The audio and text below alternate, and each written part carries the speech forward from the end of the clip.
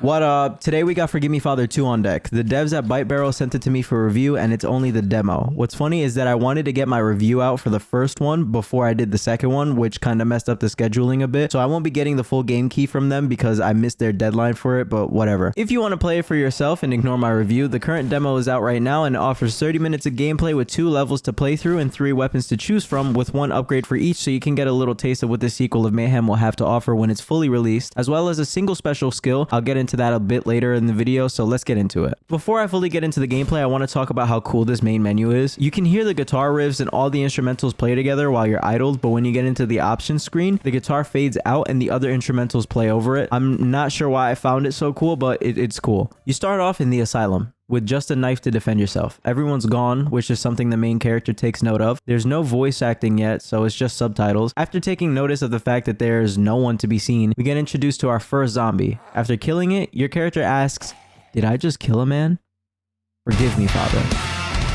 After a bit of looking around and inspecting, I finally came across my first weapon, the revolver. I love this gun. Just saying, the gunplay in this game is so far awesome and I like it a lot, but I really do prefer the feel of the first game. The regular zombies work the same as the original game. Some will replace their head if you headshot them, which makes you have to shoot them again or stab them. So to be honest, I just stab them. You waste a lot less ammo by doing that. There's also these buff zombies that will chase you. A single headshot will put them down. I just prefer to stab them. Oh yeah, this time the fat zombies don't shoot that weird ball beam thing at you. They instead will shoot an actual gun at you. Another thing to note, when you find a secret, it'll make a chime sound instead of telling you with big bold letters at the top of the screen that you found a secret. I find it to be a pretty nice touch. It's more minimal than the first. Also, if you're playing the game on Epic, it's super dark. When you play the game on the lower settings, the darkness is way less apparent, to the point where you literally don't need to use the flashlight they gave you. The flashlight uses the Amnesia the Bunker style of having to wind it up to use it, which I liked a lot. Every time you want to wind it up, you just press F and it'll just wind it for you. After beating the asylum, you go to the hub where you can upgrade your weapons and cards. We also see a familiar face just chilling. Now, once you're done in the hub, you make it to the port. There's a lot more platforming in this game than the last one. There's 4 secrets to find on this map, and I felt like there was going to be a lot, but I only ended up finding 1 on my first playthrough. And while investigating the map to find where the secrets were, I ended up in a place that I wasn't supposed to be. But this is a pretty good map. I like the platforming aspect of it. Going further into the map, we see an enemy that I wasn't expecting to meet again, the Inquisitor. I'm not sure if they're called that in this game, but they have the same attack as they did in the previous one. I saw a floating boat off in the distance and I thought that this would be like an Easter egg, but I'm not too sure. All right, so here's a bit of a weird thing that I want to talk about. We're moving away from the gameplay this time to talk about the performance. The first level had some horrible performance, which is something I was actually ranting about. We got to the second level, the port, where it ran so good, I literally had to pause and rewrite this part of the review. The performance on the first level was not good at all. Like, it got to the point where I had to pause the game and lower the graphics because it was struggling to get over 40 FPS. I tried playing it on Epic, and before you go into the comments and complain about that being the reason why the game ran so bad, I played the first game on Epic with no problem. My PC is a monster and can run any game I throw at it on Epic and can maintain over 144 FPS on any day of the week. But there was something making this game struggle, and I wasn't sure if it was like my OBS or if it was something that my computer finally found that it couldn't handle. Weirdly enough, the game wasn't even getting my GPU over 60% utilization, and my CPU was chilling at 11%, and the game somehow wasn't even able to get over 60 FPS. The only way I managed to fix it was by putting the graphics to low, which still struggled to get over 70 FPS. I decided to save the game and try it without recording, which to my surprise did nothing. I don't want to play the game on low graphics because my computer isn't a potato and the game just looked horrible, so I kept it at Epic and I sucked it up. But yeah, the performance right now is awful on the first map, and I don't doubt that it'll be fixed by the full release because yeah, this is a demo, but it is something to keep in mind in case you want to play this yourself. So far, it's definitely really fun. I wish there was more to experience, but I liked what there was for now. As of right now, it is a demo, so I can't give it an exact rating, but from what I played, I give it a 7. Now, this review can change when the game is fully released, and I might give them extra bias if they gave me the game for free. Anyway, I hope you enjoyed the quick review, and I appreciate you so much for the support recently. You've brought my love for content creation back, and I'm gonna keep on going hard. I decided to give myself a schedule of 1 video every 3 days, and I'm sticking to it. Anyway, see ya.